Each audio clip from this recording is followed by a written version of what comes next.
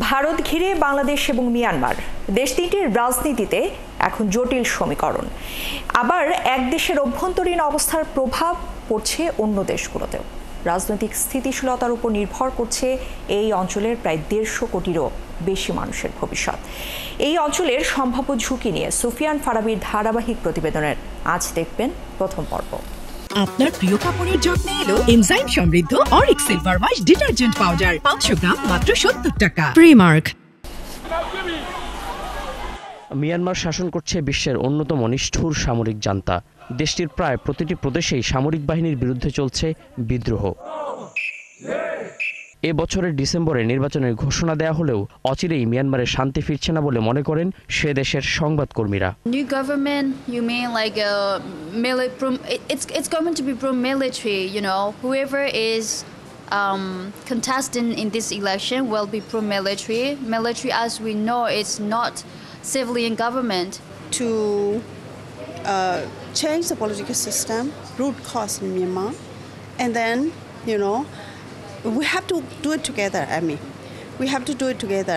Not only Burmese people can do it, you know, all the community from Myanmar, if they don't want the military regime, we have to work together to change the political system. একক সংখ্যাগরিষ্ঠতা না পেয়ে জোট সরকার ভারতে মোদি বিরোধী আন্দোলন তুঙ্গে ভোটাধিকার রক্ষার আন্দোলনে নেমেছে দেশটির বিরোধী দলীয় নেতা রাহুল গান্ধী। অন্যদিকে তামিলনাড়ুতে মোদিকে ফ্যাসিস্ট বলে আন্দোলন চালিয়ে যাচ্ছেন চিত্রনায়ক থেকে রাজনীতিবিদ বনে যাওয়া থালাপাতি বিজয়।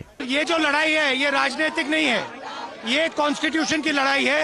कॉन्स्टिट्यूशन को बचाने की लड़ाई है, वन मैन वन वोट की लड़ाई है। টানা 3 মেয়াদে প্রধানমন্ত্রীর দায়িত্বে থাকা নরেন্দ্র মোদি সবচেয়ে কঠিন সময় পার করছেন বলে মনে করেন উইলসন সেন্টারের দক্ষিণ এশিয়া বিভাগের পরিচালক Michael Kugelman. He is facing challenges politically that he's not faced in his earlier on in his what's it's been more than a decade of being in power, and one of those challenges is he needs to rule within a coalition now, which is something that had not been the case.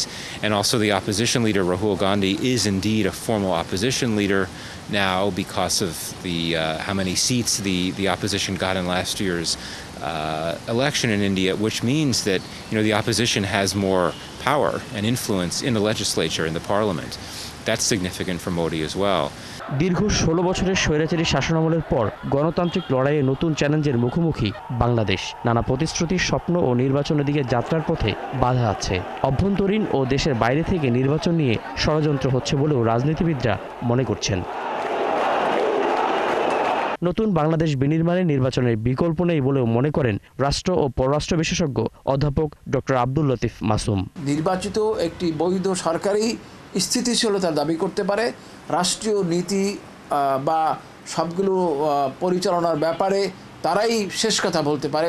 তার কারণ তারা জনগণের প্রতিনিধিত্ব করে, আর এরা জনগণের প্রতিনিধিত্ব করে না কিন্তু একটি জন আকাঙ্ক্ষার সরকার, এটা আমরা অস্বীকার করছি না, কিন্তু সাধারণভাবে এই ধরনের সরকারগুলো মধ্যপন্থায় থাকে, এরা মৌলিক বা নীতিগত কোনো সিদ্ধান্ত নেয় না। বিশেষজ্ঞরা মনে করেন রাজনৈতিক অস্থিতিশীলতার কালো মেঘ ঘিরে ধরেছে বাংলাদেশ সহ এই 3 দেশকে। ভারত প্রতিবেশীগুলোর সাথে। সুফিয়ান ফারাবী, 71, ঢাকা।